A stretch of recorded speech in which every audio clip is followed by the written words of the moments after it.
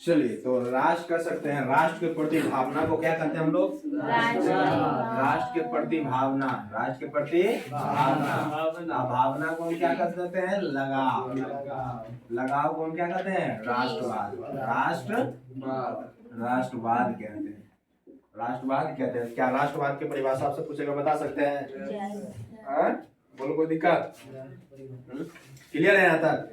चल, तो राष्ट्रवाद की भावना आपको पता चल गया, राष्ट्रवाद पता चल गया। अब इसमें जो हम पढ़ेंगे ना, वो पढ़ेंगे फ्रांस की क्रांति के बारे में।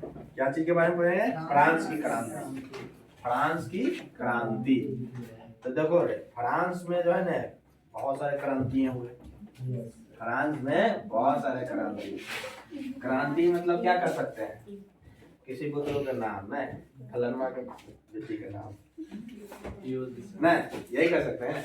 क्रांति मतलब युद्ध। फ्रांस की क्रांति, फ्रांस की क्रांति के बारे में पढ़ेंगे। फ्रांस की क्रांति, देखो फ्रांस की क्रांति कब प्रारंभ हुआ था? 1789 ईस्वी।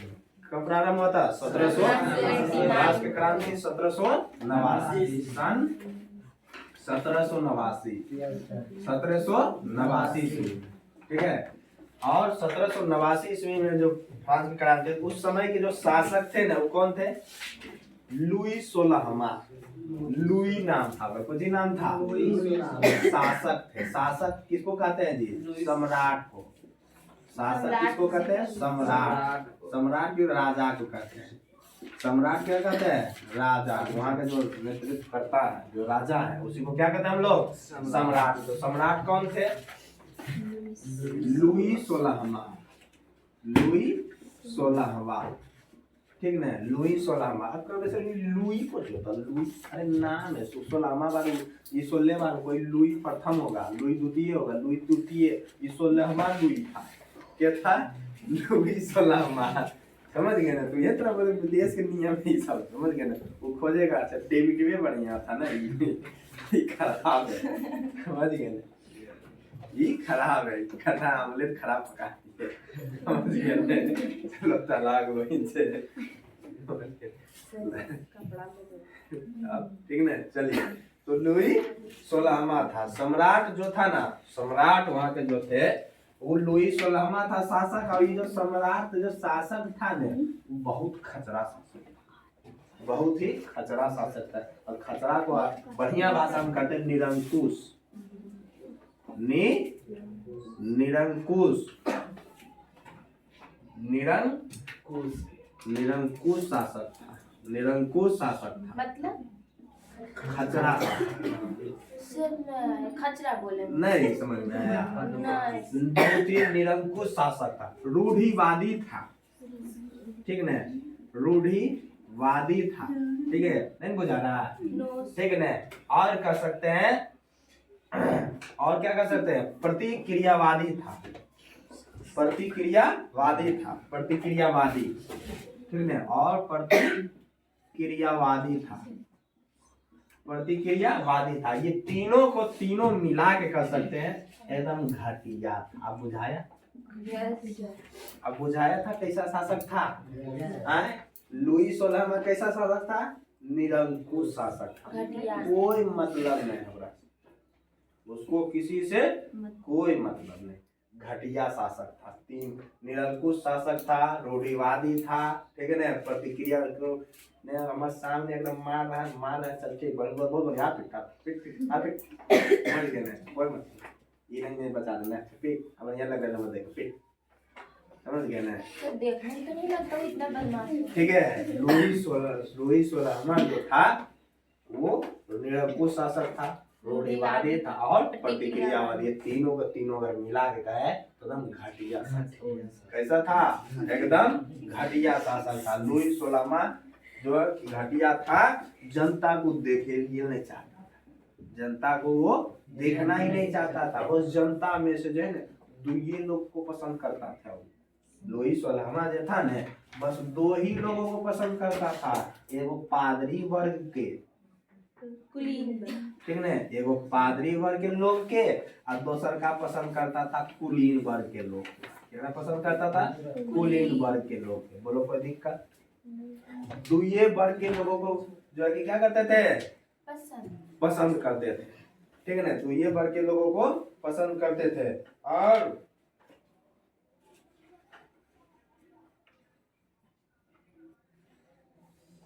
सामंती व्यवस्था को अपनाया हुआ था। किस कौन सा व्यवस्था को अपनाया हुआ था? सामंती व्यवस्था को। सामंती व्यवस्था, समांती व्यवस्था को क्या कर लिया था? अपनाया हो। तो समांती व्यवस्था क्या होता है जानते हो?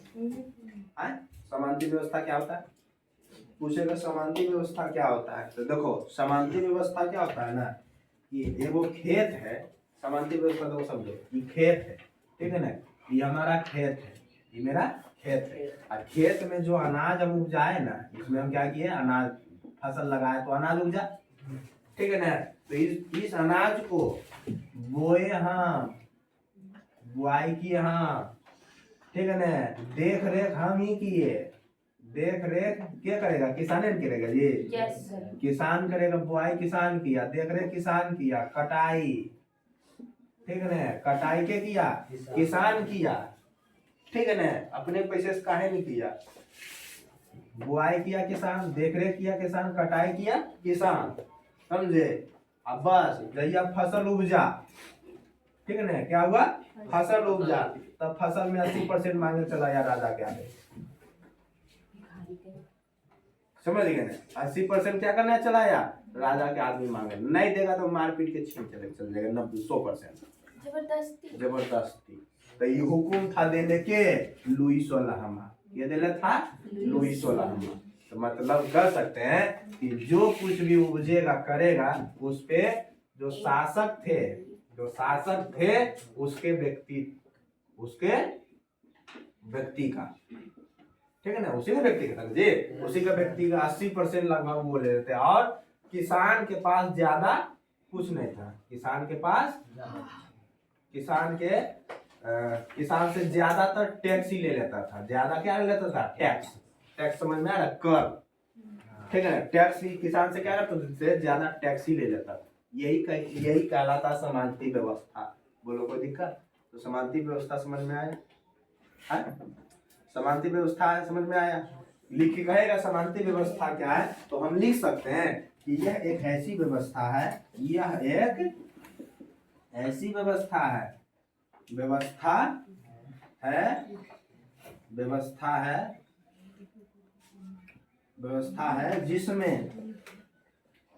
जिसमें किसानों से अधिक टैक्स यानी कि कर लिया जाता था और उपज के 80% सम्राट के व्यक्ति का होता था। बोलो कोई दिक्कत? कह सकते हैं कि नहीं कह सकते हैं? तो यही क्या है? हमारे समांती व्यवस्था है। अच्छा, हमें ये हम जैसे मन तैसे लिखवे करते हैं, ऐसे नहीं लिख लेते आप लोग भी? नहीं। वही बात कोई बना के लिखते हो ना, हम इसको समझा रहे हैं तब नहीं जैसे लिखते हैं। हमने सोचा कि फोटो कॉपी कर लिए इसका, करते हैं कि कुछ लोग करते हैं, बोल रहे हैं, ठीक है ना। हम इसको समझाने के लिए ये चीज करते हैं बाबू। आपको मुख से हमें लिख दिया, बुआई करते हैं, देख रेख करते हैं, कटाई करते हैं, 80% लेके चल जाता है, ठीक है ना। चलिए मिटा दे इसको, नहीं। और उस समय जब ऐसे व्यवस्था था तो क्या जो राजा था वो बढ़िया राजा था? No sir. कोई कहेगा बढ़िया राजा नहीं ना, तो विरोध करबे नहीं करेगा कि नहीं करेगा? विरोध करिए। तो क्या किया? विरोध किया, समझे। और उस समय ना तो जो है ना तो गरीब गुरबा आदमी खुश था, मजदूर खुश भी नहीं था, मजदूरों नहीं खुश, ठीक है ना, खुश जो है मजदूर भी नहीं था, और क्या व्यापारी भी खुश नहीं था, ठीक है ना, व्यापारी भी खुश नहीं था, ठीक है, गरीब व्यक्ति भी खुश नहीं था, ठीक है, किसानों खुश नहीं था, किसान भी खुश नहीं था, ठीक है ना। इस सब को मिला के कह सकते हैं सर्वहारा वर्ग, सर्वहारा वर्ग। कोई से कोई क्या था, कोई खुश नहीं था, मध्यम वर्ग, सर्वहारा वर्ग और मध्यम वर्ग ये सभी क्या थे, खुश नहीं थे, ठीक है। बस दुइये वो पर ध्यान देता था, दो वर्ग पे, एगो पादरी वर्ग एगो कुलीन वर्ग, ठीक है ना। पादरी वर्ग और कुलीन वर्ग किसको कहते हैं? अरे पादरी वर्ग कहते हैं उसको, जैसे नहीं समझे, ईसा मसीह वाला को कोई उन्मुख व्यक्ति रहते हैं जिसको कुछ फादर कहते हैं क्या कहते हैं, फादर कहते हैं, ठीक है। उसी मतलब वैसे उस प्रकार ईसाई समूह के जो व्यक्ति थे ना, उसे लोगों को बस सही होता था। कुलीन वर्ग हो गए मतलब कि ऐसे कुछ लोग जो मुख्य रूप से बड़े धनी हो, समझ गए ना, वैसे लोग ही क्या होते इसको पसंद था के मर के कटरा के करने जा रहा हूँ, मतलब हमको नहीं, समझ गए, ऐसा में शासक था, बड़का आदमी के राजा, समझ गए, बड़का आदमी के राजा कह सकते हैं। क्या था, लुई 16। बोलो यहाँ तक किसी को कोई दिक्कत? किसी को कोई दिक्कत नहीं ना। और इनकी पत्नी का जो नाम था लुई 16 जो है, इनकी पत्नी का जो नाम है, ठीक है ना, इनकी पत्नी भी थी, ठीक है ना, इनकी पत्नी भी थी। अब पत्नी का एक नाम था, पत्नी का जो नाम था वो था मेरी अंतनियोत, नाम था मेरी अंतनियोत। हाँ वो नाम इसने है। बहुत पैसा उड़ाती थी, ज्यादातर मेकअप। मेरी अंतनियोत यही नाम था पत्नी का। कौन सी पत्नी का नाम था? लुई 16 के पत्नी का नाम था मेरी अंतोनेट, समझ गए, मेरी अंतोनेट, कुछ नाम निकल रहे थे, मेरी अंतोनेट, ठीक है ना। और जब हो गया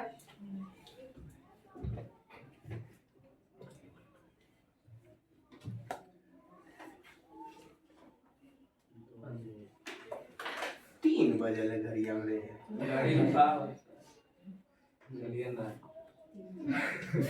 अभी 2:40 में। अच्छा, मतलब बैटरी खराब हो गया ना, खत्म हो गया। कौन क्या लिख रही हो, बोलो गीता? कुछ नहीं।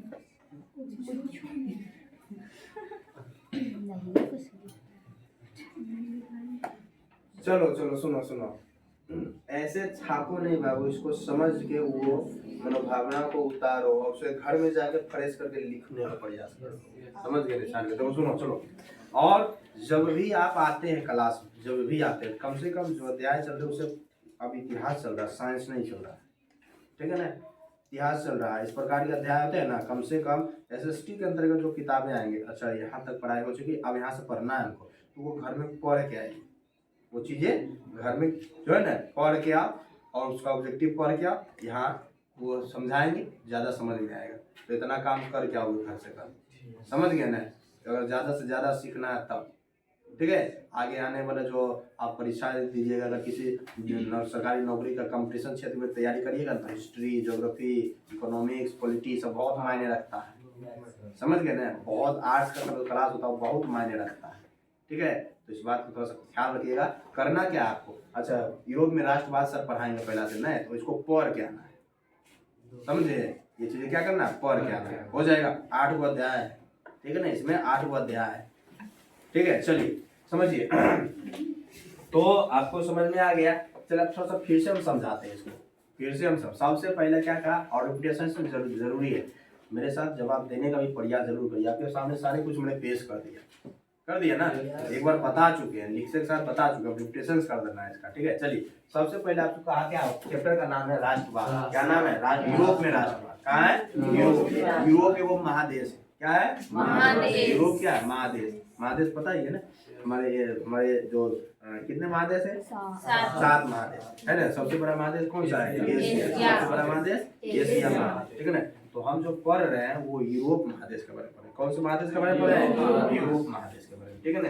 तो यूरोप महादेश के बारे में, तो यूरोप में बोल रहा है राष्ट्रवाद क्या है? क्या बोल रहा है? राष्ट्रवाद। राष्ट्रवाद क्या है, क्या बताया? राष्ट्र के प्रति भावना को क्या कहते हैं? राष्ट्र प्रति भावना को राष्ट्रवाद कहते हैं। राष्ट्र प्रति भावना को राष्ट्रवाद कहते हैं। भावना को कहने का तात्पर्य है लगाव। भावना से कहने का तात्पर्य क्या है? लगाव, ठीक है ना। चलिए, तो राष्ट्रवाद को समझ में आ गया, ठीक है ना। चलिए, अब यूरोप में राष्ट्रवाद के यूरोप में जो राष्ट्रवाद इस चैप्टर के अंदर हमको पढ़ना फ्रांस की क्रांति के बारे में। क्या चीज के बारे में पढ़ना? फ्रांस के क्रांति। देखो, फ्रांस की क्रांति सन कब हुआ था? सन 1789। पूछ सकता नहीं, फ्रांस की क्रांति कब हुआ था? 1789। उस समय के शासक क्या था? लुई सोलहवां। क्या नाम था? लुई सोलहवां। लुई सोलहवां, क्या नाम था उसका? लुई सोलहवां। और लुई सोलहवां जो थे शासक थे, और शासक यानी कि सम्राट, सम्राट यानी कि राजा। और कैसा शासक? लुई सोलहवां कैसा? निरंकुश शासक था, ठीक है। कैसा शासक था? निरंकुश शासक, कोई जनता कोई मतलब नहीं, ठीक है ना। रूढ़िवादी शासक था, प्रतिक्रियावादी शासक था, तीनों को मिला कर कहे तो एकदम घटिया शासक। क्या था? घटिया। घटिया का स्क्वायर कर सकते हैं, ठीक है ना। घटिया के स्क्वायर कर सकते हैं। एकदम क्या थे? एकदम घटिया, डबल घटिया, ठीक है ना। घटिया के स्क्वायर कर सकते हैं, समझ गए ना। एकदम घटिया शासक था। कौन थे? लुई सोलहवां, ठीक है ना। लुई सोलहवां जो थे ना, वो बस दुइये को वर्ग के लोगों को मानता, 2 ही वर्ग के लोगों को मानता था। एक था पादरी वर्ग के लोग और एक था कुलीन वर्ग। पादरी वर्ग के लोग कौन होते बता ही दिया आपको, ठीक है ना। कुलीन वर्ग के लोग कौन होते बता ही दिया आपको। बोलो, कोई दिक्कत? क्लियर है यहाँ तक? चलिए, उसके बाद जो लुई सोलहवां थे, इसके शासन काल में एगो व्यवस्था लागू कैले था। वो व्यवस्था कहलाता था सामंती व्यवस्था। क्या कहलाता था?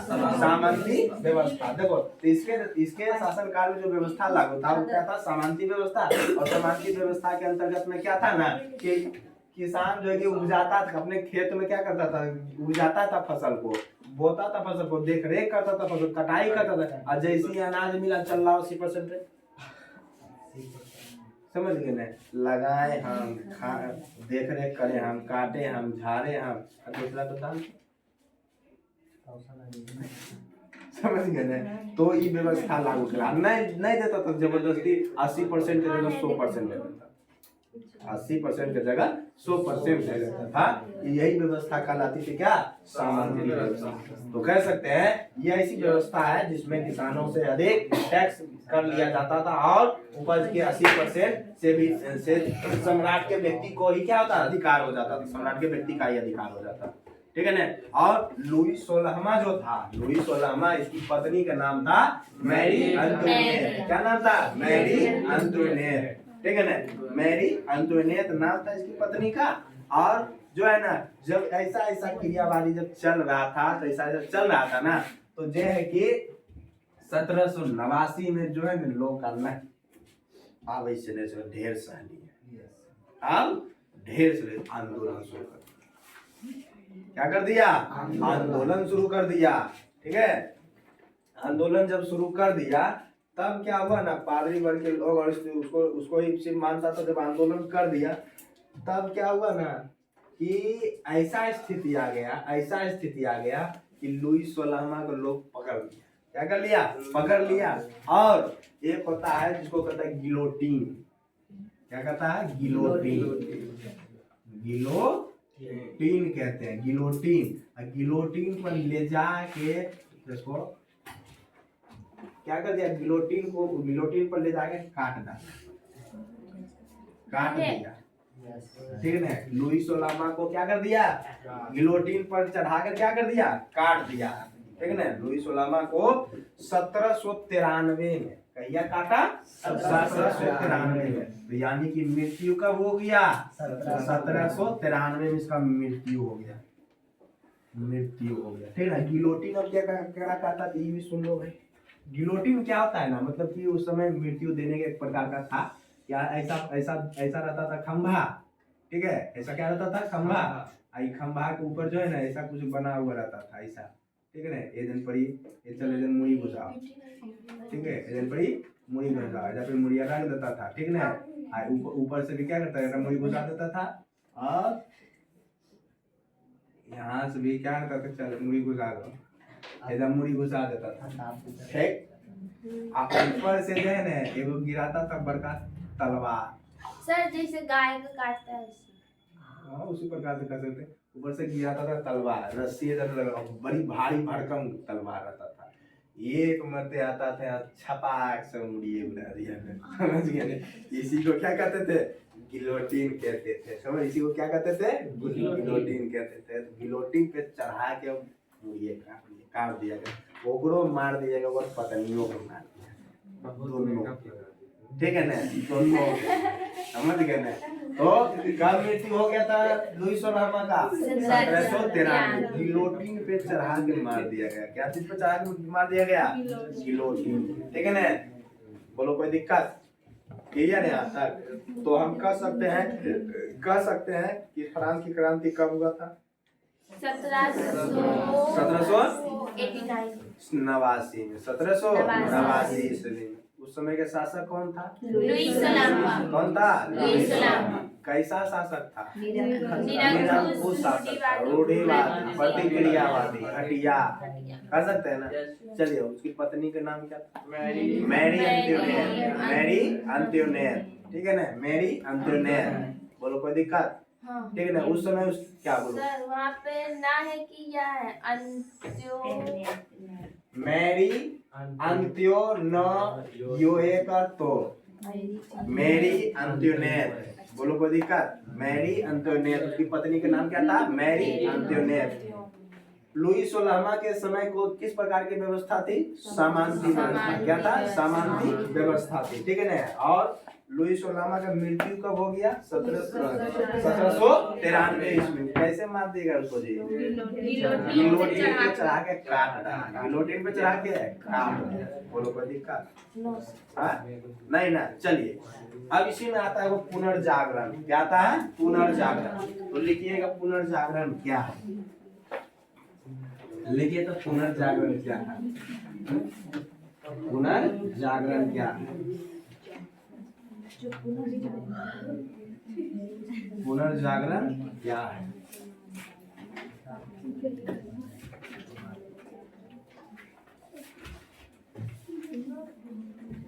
पुनर्जागरण क्या है,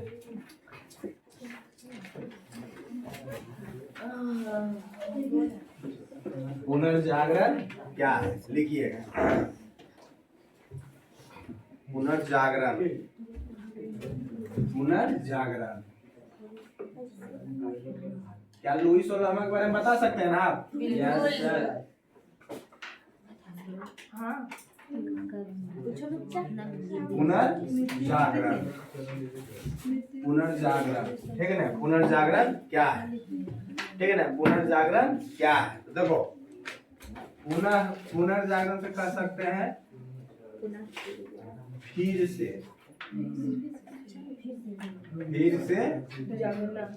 जगना, तो हम सही तो बोले, फिर से जगना, ठीक है ना। पुनर्जागरण से क्या कर सकते हैं, फिर से जागना, जागना, फिर से जागना, यही कहलाता है पुनर्जागरण। क्या कहलाता है, पुनर्जागरण। बोलो कोई दिक्कत, ठीक है। कहता है कि 14वीं और 16वीं सदी के बीच यूरोप में सांस्कृतिक व धार्मिक प्रगति, आंदोलन तथा युद्ध हुए, उन्हें ही पुनर्जागरण कहा जाता है, ठीक है। पुनर्जागरण क्या कहेंगे हम, परिभाषा पूछेगा पुनर्जागरण क्या है तो कह सकते हैं 14वीं और 16वीं और 16वीं, 14वीं और 16वीं सदी में 14वीं और 16वीं सदी के बीच कर दो, में नहीं, के बीच यूरोप में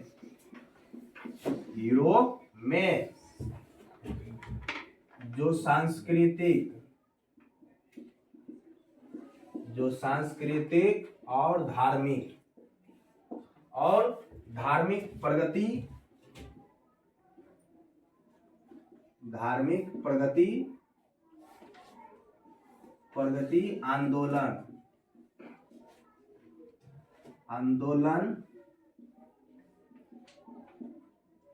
हुआ, आंदोलन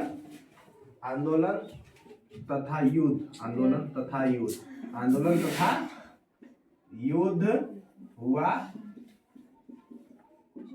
उसे ही क्या कहेंगे जी? पुनर्जागरण कहते हैं। पुनर्जागरण कहते हैं, उसे ही क्या कहते हैं? पुनर्जागरण कहते हैं। बोलो यहाँ तक किसी कोई दिक्कत है?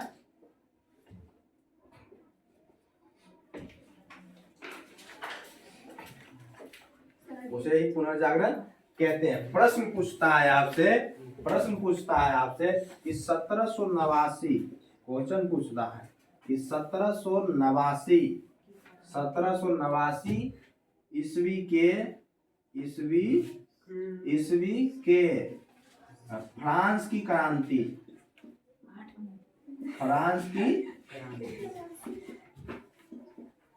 फ्रांस की क्रांति का मुख्य कारण क्या है?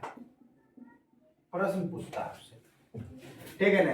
प्रश्न पूछता है कि 1789 ईस्वी के फ्रांस की क्रांति के मुख्य कारण क्या है? तो क्या आंसर हो सकते हैं? आंसर क्या हो सकते हैं? अभी जस्ट बताए 1789 ईस्वी के फ्रांस क्रांति के मुख्य कारण राजनीतिक, आर्थिक, सामाजिक, बौद्धिक कारणों को माना जाता है। कौन कौन से कारण को? सामाजिक, आर्थिक, राजनीतिक और बौद्धिक, 4 वो कारण है। इसका कारण क्या है? इसका कारण क्या जी? सामाजिक, आर्थिक, राजनीतिक और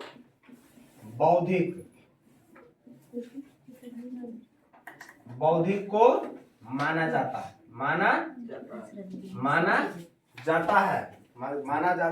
है। फ्रांस की क्रांति के समय निरंकुशवादी शासक कौन था? लुई 16वां। फ्रांस की क्रांति के समय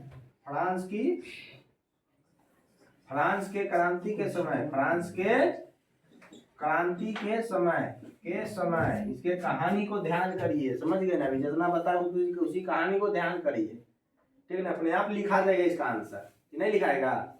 इसीलिए इसको ज्यादा छपाई पे नहीं, जो बोलते हैं ना उस पर ध्यान करो, खाली छापे पर ध्यान नहीं करो। फ्रांस की क्रांति के समय निरंकुश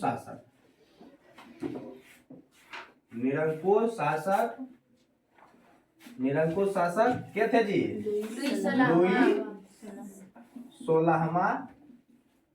लुई 16वां था। इसके काल में भ्रष्टाचार का बोलबाला था।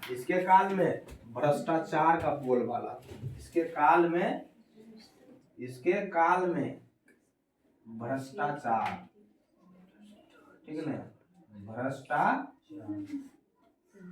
भ्रष्टाचार का बोलबाला था। ठीक है ना? आर्थिक स्थिति बहुत ही खराब थी। आर्थिक स्थिति बहुत ही खराब थी। केवल केकर सही था रे? केकर स्थिति सही था? केवल 2 वर्ग के लोग, पादरी वर्ग और कौन सा वर्ग रे? कुलीन वर्ग। पादरी वर्ग और कुलीन वर्ग के लोगों की स्थिति क्या थी? लोगों की स्थिति सही था। बस 2 का सही था, बाकी सब के तो चौपटे था। बहुत अच्छी थी। इसी क्रांति के मार्ग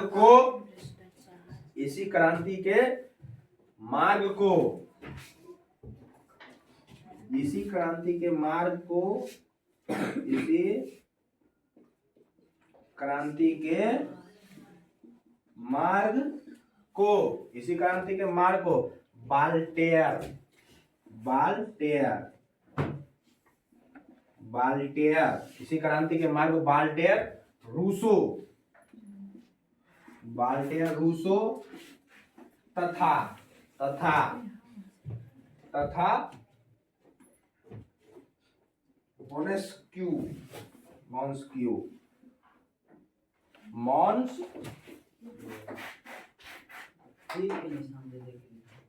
मॉन्स्क्यू ने आगे बढ़ाया, ने आगे बढ़ाया। देखो फ्रांस के क्रांति पूछेगा, फ्रांस के क्रांति के मुख्य कारण क्या है, तो मुख्य कारण यही है, मुख्य कारण यही है। ठीक है, क्या है इसका कारण? सामाजिक, आर्थिक, राजनीतिक और बौद्धिक को माना जाता है। कारण अगर कहा जाए तो ऐसे ही लिखना है, ठीक है ना। ये 2 नंबर से 3 नंबर प्रश्न पूछे जा सकते हैं। बहुत लोगों सारे बात हमने जितना समझाया कहानी करके, बोल वाला मतलब नहीं समझ, बोल वाला मतलब नहीं समझ सकते हैं। अभी जो है ना, मतलब कह सकते हैं जबरदस्ती हो, कैसे हो, बोल वाला यानी दबाव डालना, दबदबा, समझ गए ना, दबदबा, आसान भाषा में कर सकते हैं, ठीक है ना।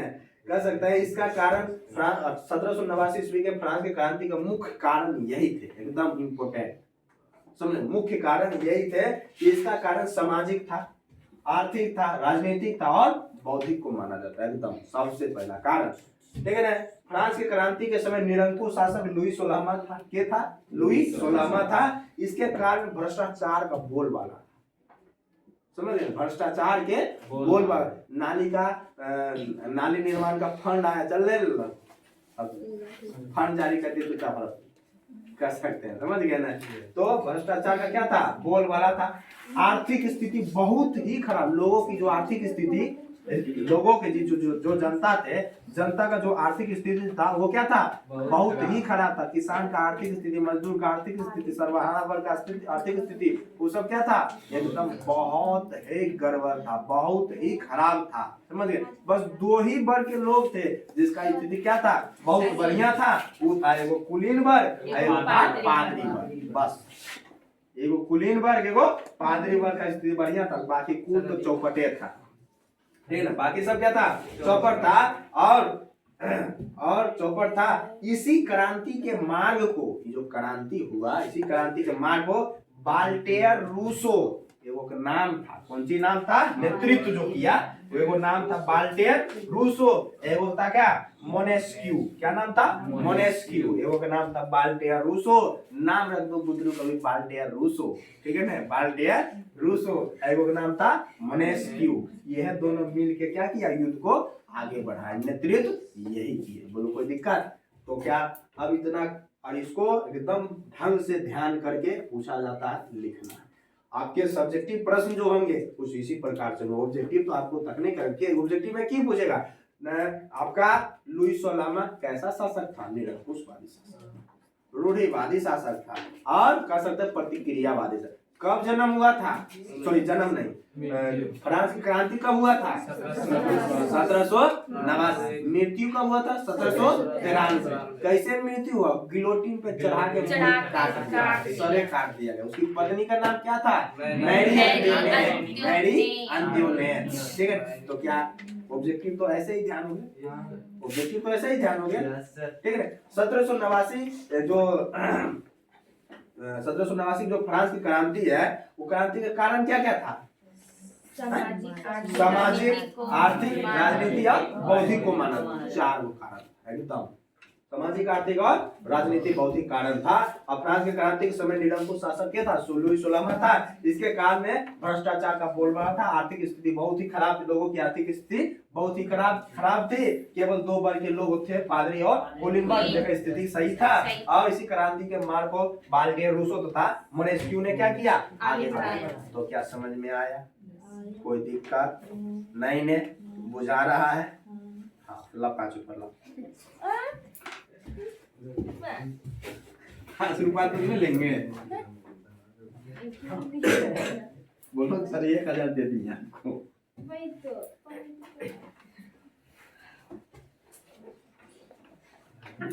अब सवाल करेगा आपसे, अब प्रश्न पूछेगा आपसे कि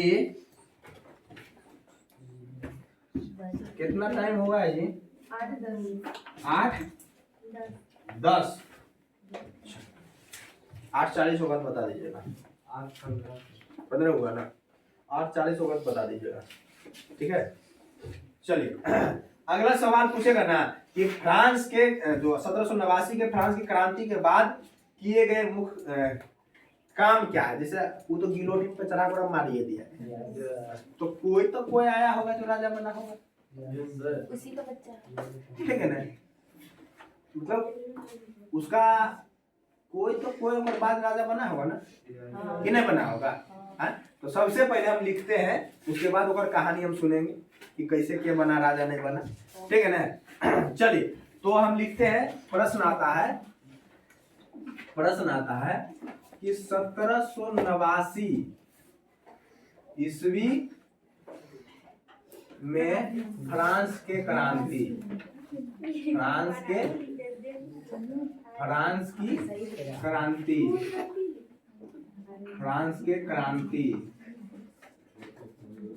के बाद किए गए कार्य,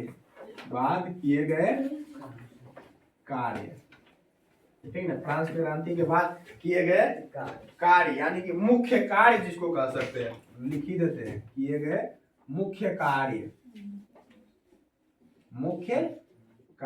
ठीक है ना। मुख्य कार्य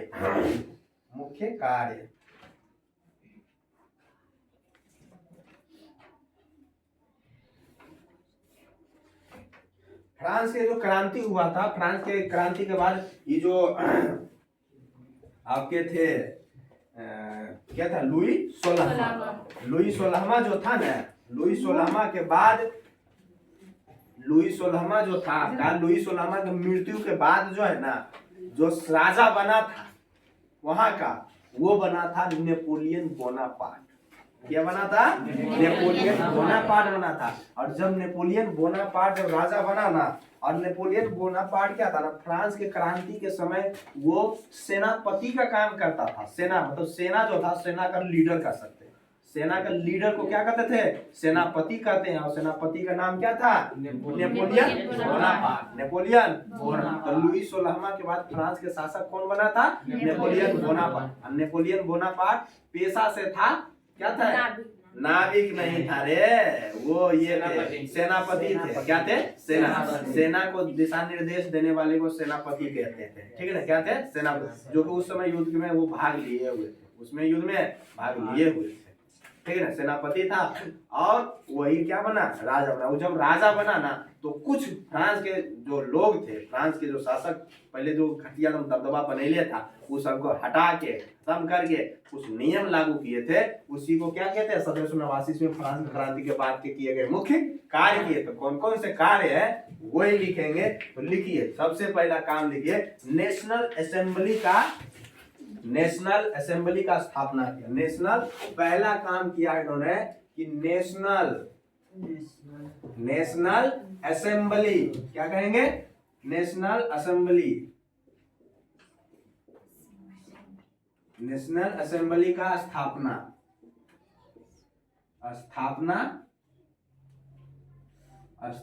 किया। नेशनल असेंबली का स्थापना किया। दूसरा जो किया वो क्या किया कि नया संविधान लागू। वहां जो संविधान बना हुआ था ना, उसको हटा के नया संविधान लागू किया। संविधान लागू किया, नया संविधान लागू किया। क्या किया रे?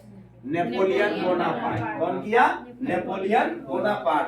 और सभी को समान अधिकार दिया, कोई छोटा नहीं, कोई बड़ा नहीं। तो नेपोलियन बोनापार्ट अच्छा आदमी था कि खराब आदमी था? अच्छा आदमी था, ठीक है ना। नेपोलियन बोनापार्ट अच्छा व्यक्तित्व था, ठीक है। अच्छा व्यक्ति था तब तो उस सेना का सेनापति था, ठीक है ना। तब ने तो सभी को समान अधिकार दिया। सभी को समान अधिकार दिया, ठीक है। और सामंती व्यवस्था जो पहले बनल था ने, उसको समाप्त किया। सामंती व्यवस्था को समाप्त कर दिया। सामंती व्यवस्था को समाप्त किया। सामंती व्यवस्था को क्या किया? समाप्त किया, सामंती व्यवस्था को क्या कर दिया, समाप्त कर दिया। ले भाई सामंती व्यवस्था को हटाओ सामंती व्यवस्था को।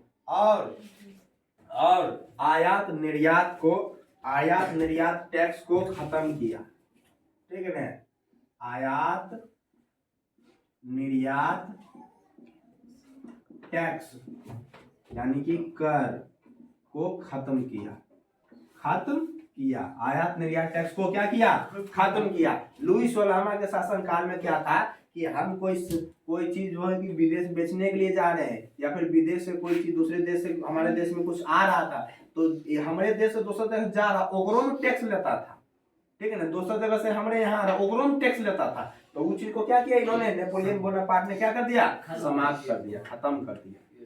तो ओकरा तो खाली पैसे से मतलब था, समझ, कैसू आवे तो आवे, कुछो आ जाए, के गिर रहा, के मर रहा, के हरा रहा, मतलब रहा नहीं है, समझ। मतलब सीधे कर देते हैं, रोड पे एक्सीडेंट हो गया ना, तो के मर रहा, चल पैसा लूट ले, समझिए ना, पैसा कर लूट ले, तो चार कुछ नहीं होता है, ठीक है। अब नाप तौल समान पद्धति को अपनाया, नाप तौल के समान पद्धति को क्या किया, अपनाया। अगला जो पॉइंट बनता है वो कहता है नाप तौल, ठीक है ना, नाप तौल, ठीक है। नाप तौल के समान पद्धति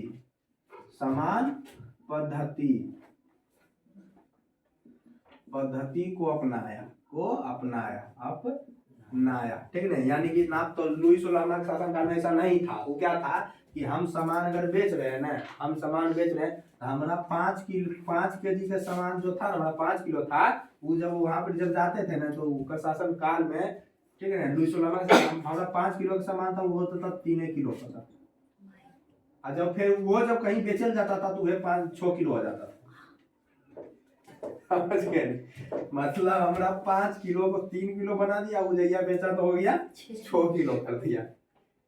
मतलब समान पद्धति का सिद्धांत नहीं था, तो उसी को क्या किया, समान पद्धति के सॉरी नाप तौल के समान पद्धति को क्या किया, अपनाया। फ्रेंच को राष्ट्रभाषा, फ्रांस जो राष्ट्रभाषा था ना, राष्ट्रभाषा को दर्जा दिलाया राष्ट्रभाषा का। तो कहा गया 7वां पॉइंट कि जो फ्रेंच भाषा थी, फ्रेंच क्या है, वो भाषा का नाम है। फ्रेंच को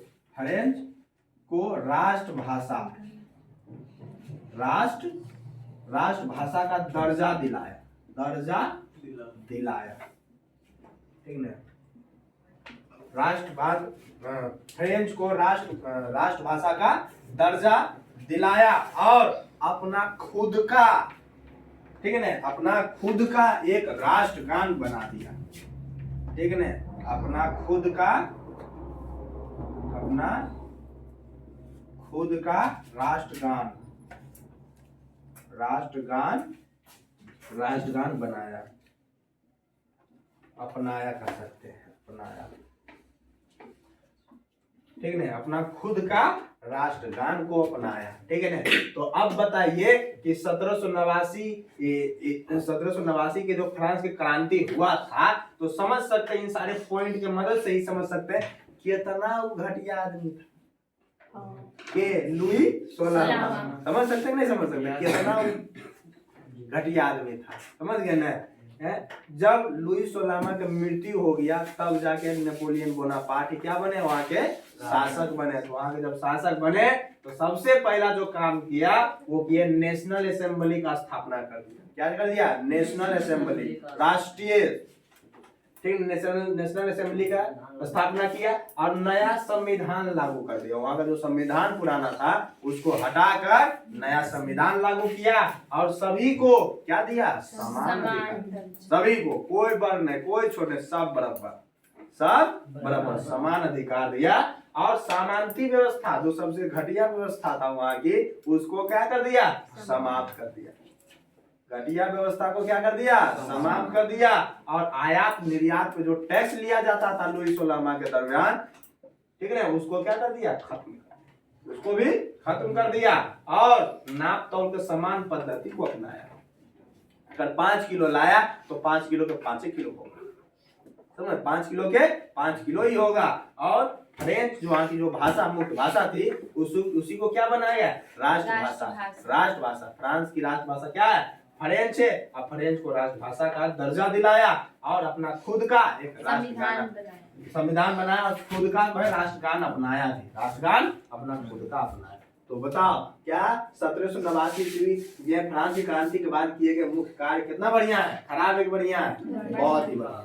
तो कह सकते हैं जिन्होंने भी ये सारे क्रियाविधि किए होंगे, जो बदलाव किए होंगे, वो बहुत ही क्या होते होंगे, बहुत ही अच्छे विचार के व्यक्ति होंगे, ठीक है ना, अच्छे विचार के व्यक्ति। तो चलो अब देखते हैं कि फ्रांस के क्रांति जब 1789 में हुआ था, गिलोटिन में चढ़ाकर मारिए दिया गया, दोनों मियाँ बीवी को, अगर बाद की काम हुआ ये आ गया जितना विकास किया, ठीक है ना।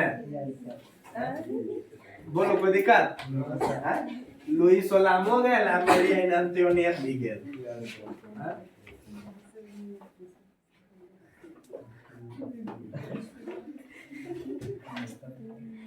तो यहाँ तक के कहानी आपको उम्मीद करते समझ में आ गया होगा। यहाँ तक के टॉपिक में किसी प्रकार का कोई दिक्कत नहीं हुआ होगा, कोई दिक्कत है? चलो तो अगला जो आपका है नेपोलियन बोनापार्ट आते हैं। क्या आते हैं रे? नेपोलियन बोनापार्ट, ठीक है। लुई सोलामा गेल, लुई सोलामा गेल। अभी जो है वो ट्रेंडिंग चल रहा है। गिरीश के गाना सुनेगा? गिरीश के गाना सुनेगा? बोनापार्ट क्या थे? ठीक है, नेपोलियन बोनापार्ट। क्या था? Napoleon Bonaparte. नेपोलियन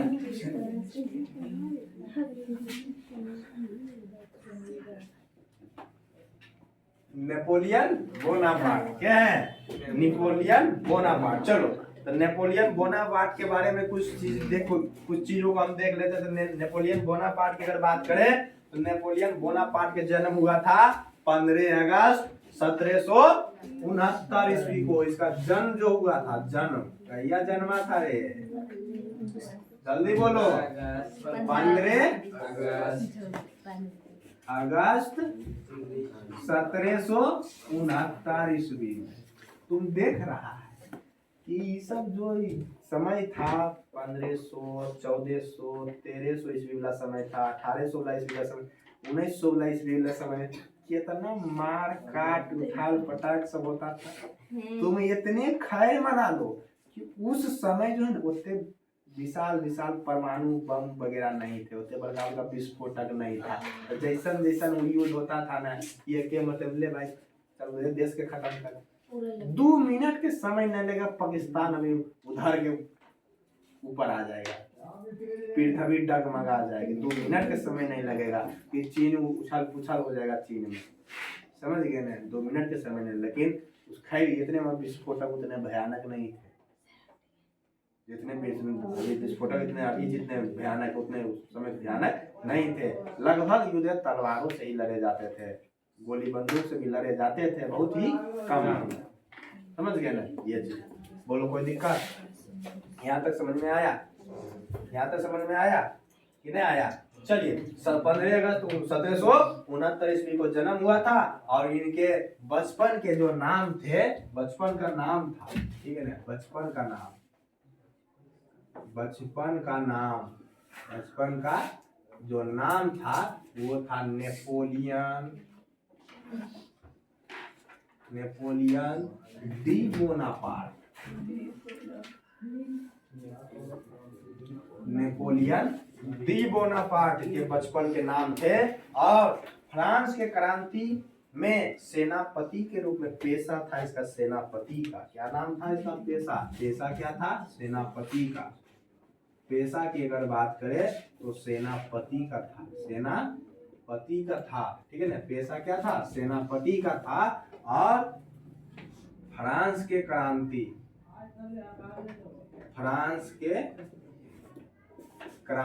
के समय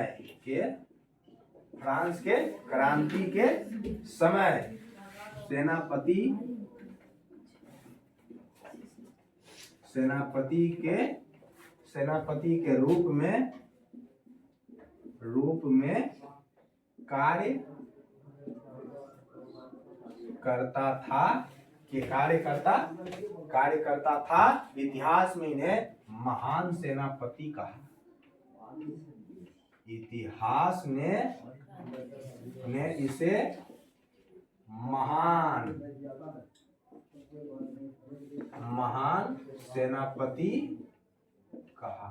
इतिहास ने महान सेनापति कहा किसको? नेपोलियन बोनापार्ट को। ठीक है ना। और 1789 ईस्वी में फ्रांस की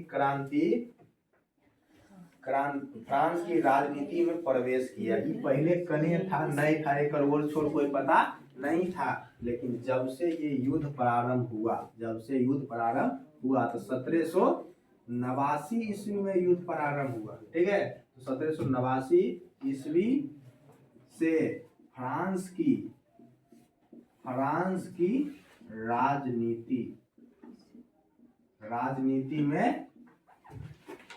राजनीति में क्या कर सकते हैं? प्रवेश किया।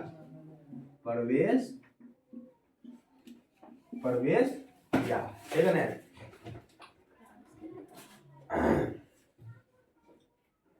प्रवेश किया। ठीक है। और नेपोलियन बोनापार्ट जो है वो 18 मई और 1804 को सम्राट बन गया।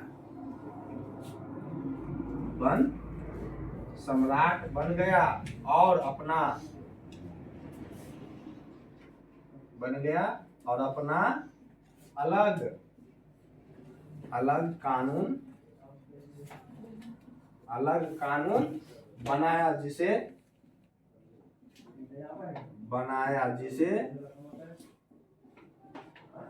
जिसे नेपोलियन संहिता से जाना जाता है।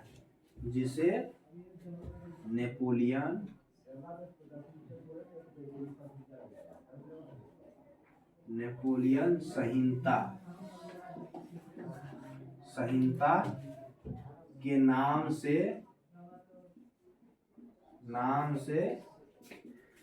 जाना जाता है। और जो नेपोलियन संहिता जो कानून है, ये जो कानून है नेपोलियन संहिता, ये जो है कि पांच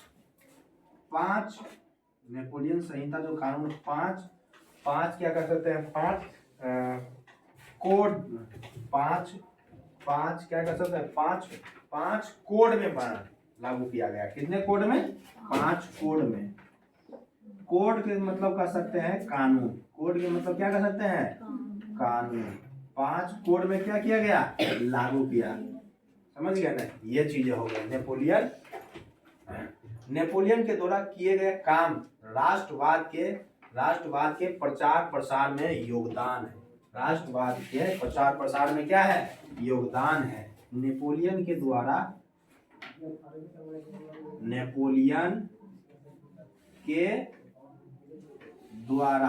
किए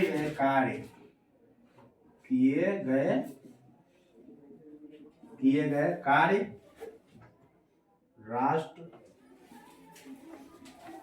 कार्य राष्ट्रवाद के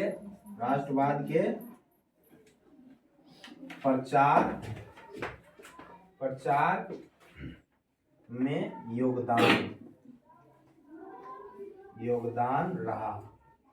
योगदान रहा।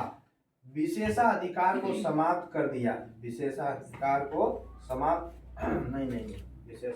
को समाप्त योगदान निम्नलिखित है। निम्न है। ठीक है। निम्न है। नंबर एक विशेषाधिकार को समाप्त कर दिया। विशेषाधिकार को समाप्त किया। समाप्त कर दिया। ठीक है ना। नेपोलियन बोनापार्ट के द्वारा किए गए कार्य राष्ट्रवाद के प्रचार में जो योगदान रहा वो निम्न है। पहला क्या है? विशेषाधिकार को क्या कर दिया? समाप्त कर दिया। यातायात साधन को सुगम और सस्ता कर दिया। यातायात का जो साधन है, यातायात का जो साधन है, यातायात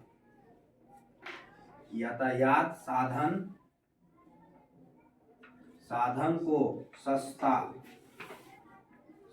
और सुगम कर दिया। सस्ता और सुगम कर दिया, ठीक है। संचार व्यवस्था को अच्छा कर दिया। संचार की जो व्यवस्था थी उसको अच्छा कर दिया। संचार की व्यवस्था को अच्छा कर दिया। संचार की व्यवस्था को ठीक कर दिया।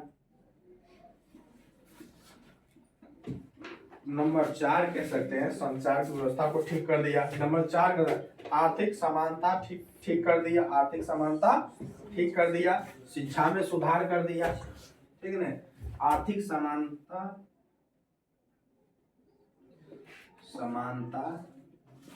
समानता ठीक कर दिया, ठीक किया, ठीक है ना। नंबर 5 कर सकते हैं, शिक्षा में सुधार किया। शिक्षा में सुधार किया। नंबर 6 कहते हैं समान नियम सभी पर लागू किया। सभी पर लागू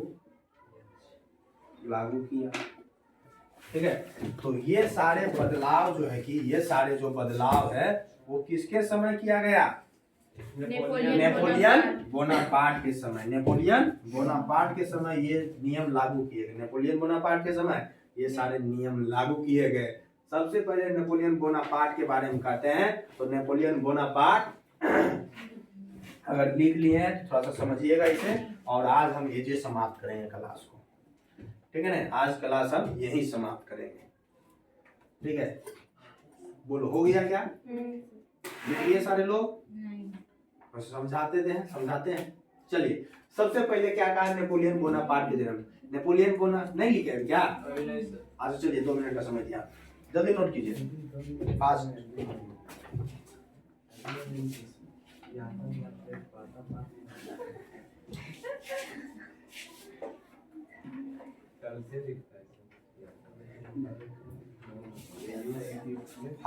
फास्ट कीजिए।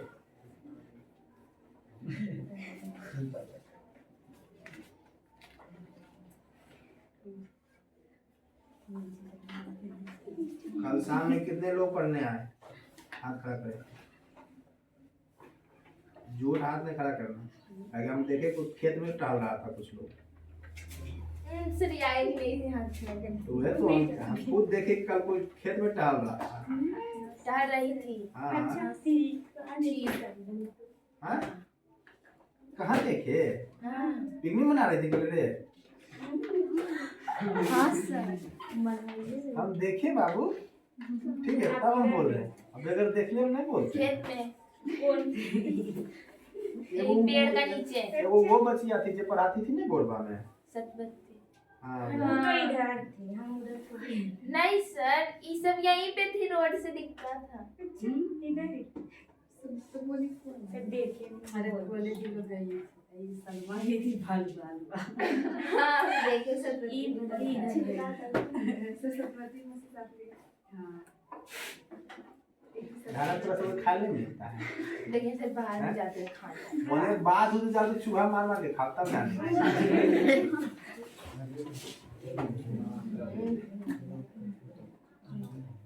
घर खाली घर में ठूस लेके उसके बाद उन्हें जाएगी पकावे। घर में खाना बना के 4 लोग को खिला दो, इतना बढ़िया खाना बनाया तब जानेंगे ना। घर में बनाएगी सब जरूर रोटी। समझ गई मैं।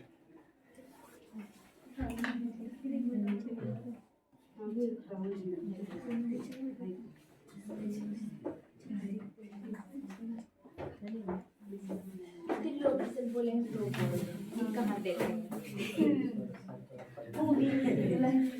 मैसेज की थी ना,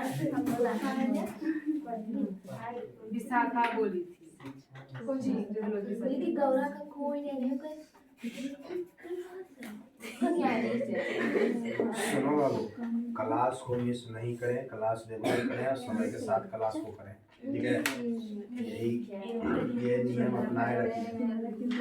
हम समझा सकते हैं, समझना आपका काम है, ठीक है? चलिए तो अब मैं शुरू करता हूँ उसको, समझिएगा। तो सुनो, सबसे पहले जो फ्रांस की क्रांति जब हुआ था 1793 ईस्वी में, जब किसको, लुई 16वां को गिलोटिन पे चढ़ा के मार दिया गया, तो राजगद्दी तो खाली हो गया ना, राजगद्दी तो खाली हो गया। हाँ। उस जगह को, उस राज्य को, उस राष्ट्र को फिर संचालित करने के लिए कोई चाहिए ना, मुख्य व्यक्ति जी। हाँ? तो उस मुख्य व्यक्ति के रूप में जो उभर के आए वो आए नेपोलियन बोनापार्ट। Napoleon Bonaparte. अब नेपोलियन बोनापार्ट के बारे में कुछ चीजों को देखते हैं। तो नेपोलियन बोनापार्ट क्या थे? जन्म हुआ था उसका 15 अगस्त 1769 ईस्वी को ही जन्म हुआ था। नेपोलियन बोनापार्ट को जन्म 15 अगस्त 1969 ईस्वी को हुआ था। बचपन का नाम था नेपोलियन दी बोनापार्ट। नेपोलियन दी। अब पेशा से थे वो क्या थे? सेना को दिशा निर्देश देने वाले को क्या कहते हैं? सेनापति। सेनापति के पास अच्छे शासन काल के ज्ञान होते हैं, शासन काल को कैसे चलाना है, कैसे क्या है, उसका बहुत ही अच्छा ज्ञान होता है। जैसे अभी भारत के क्या प्रधानमंत्री क्या है?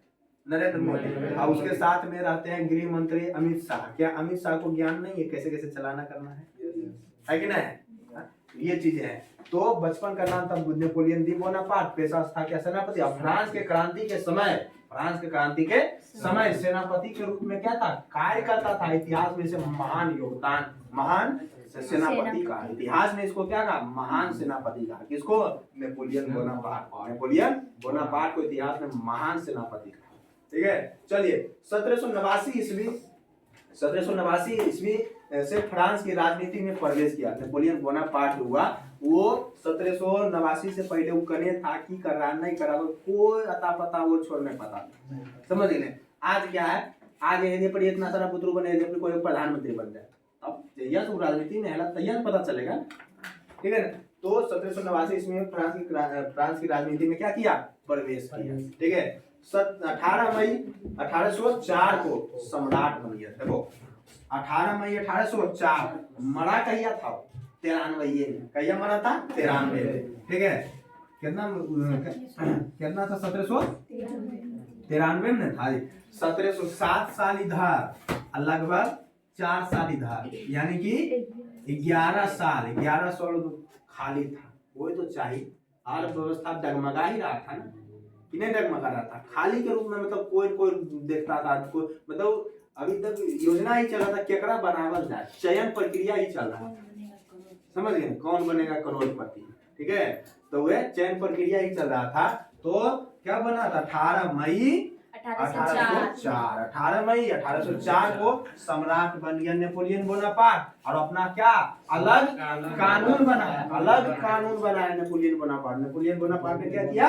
अपना अलग कानून बनाया, जिसे कहा गया नेपोलियन संहिता। नेपोलियन संहिता में 5 कोड है, 5 कोड यानी कि 5 कानून। कितने कानून थे? 5 कानून थे। बोलो कोई दिक्कत है किसी? चलिए अब कहता है कि नेपोलियन के द्वारा किए गए कार्य राष्ट्र के प्रचार प्रसार के योगदान निम्न है, यानी कि जो प्रचार प्रसार में योगदान रहा वो कौन कौन से है? तो पहला है विशेषाधिकार को समाप्त।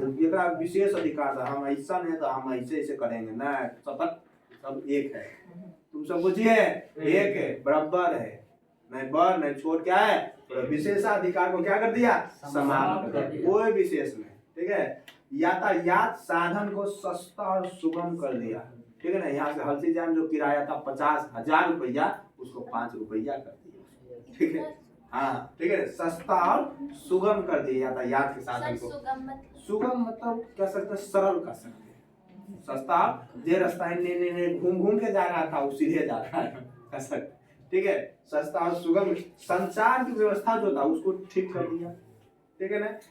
आर्थिक समानता ठीक कर दिया। आर्थिक किसी के पास मतलब कि जो आर्थिक स्थिति जो गंभीर था, ठीक है, उसको भी लगभग सही कर दिया। शिक्षा की व्यवस्था में सुधार कर दिया, ठीक है ना? बड़का आदमी का बेटा वो पढ़ेगा, छोटा आदमी का बेटा नहीं पढ़ेगा, राजा का बेटा राजा बनेगा, ठीक है? राजा का बेटा राजा बनेगा। समान नियम सभी पर लागू किया, जितने भी नियम थे वो समान नियम क्या किए? सभी पर लागू। तो उम्मीद करते हैं ये आपको लुई 16वां और नेपोलियन बोनापार्ट के बारे में समझ में आ गया होगा। बोलो कोई दिक्कत? चलिए आपसे इसमें पूछे जा सकते हैं सवाल। क्या पूछे जा सकते हैं ऑब्जेक्टिव में कि नेपोलियन बोनापार्ट का जन्म कब हुआ था? 1769 ईस्वी को हुआ। वो बचपन का नाम क्या था उनका? Napoleon Bonaparte. पेशा क्या था उनका? सेनापति था। ठीक है ना?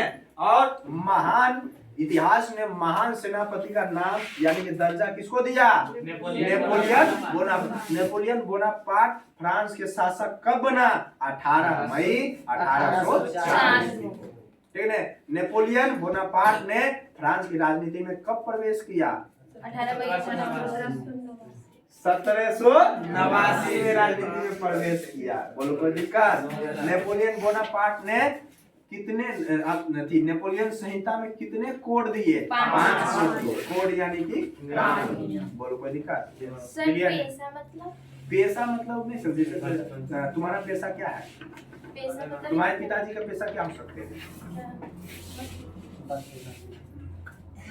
कारपेंटर हो सकता है ना? मतलब जो पूर्वजों से चलते आ रहे हैं, एक प्रकार का पेशा कर सकते हैं। पूर्वज से सेनापति नहीं हो सकता, पूर्व से उतना सेनापति नहीं होगा, पूर्व से हो सकता छोटा मोटा सेना है, ये तो सकते हैं। ठीक है। क्या रहता किसी का पिताजी रहते हैं ये चौकीदार है तो उसका बेटा बन गया एसपी। ऐसे थोड़े को कुल खानदान को एसपी था तब जाके एसपी बनाओ नहीं ना बाबू। तो ऐसा ठीक है ना? बोलो कोई दिक्कत? इसी एजनेस में आदमी कहता है, एजनेस में आदमी को कथी कहता है? अंधार क्या कहते हैं? अंधे कहावत है बड़े, ये एक ही सहारा नहीं नहीं ध्यान नहीं आ रहा था। नहीं, बुढ़ापा का सहारा नहीं बाबू। अंधार तले चिराग, ऐसे कहा, अंधार तले चिराग। ठीक है। मतलब अरे गरीब के घर गुणवान का होना, वो क्या करते हैं उसको? गरीब के घर गुणवान के होना, ये अर्थ निकलता है। गुदरी का लाल होना, गुदरी का लाल होना, गरीब के घर गुणवान का होना। समझ गए ना? ये चीज है। बोलो कोई दिक्कत नहीं ना? तो आज की क्लास यहीं तक। कल आपको बायोलॉजी का कल तो टेस्ट है ना जी, और हर हाल में सारे लोग समय पे आके अपना टेस्ट दोगे। नहीं देने वाले, टेस्ट नहीं देने वाले के उचित कार्रवाई किया जाएगा। समझ गए? चलिए जा सकते हैं।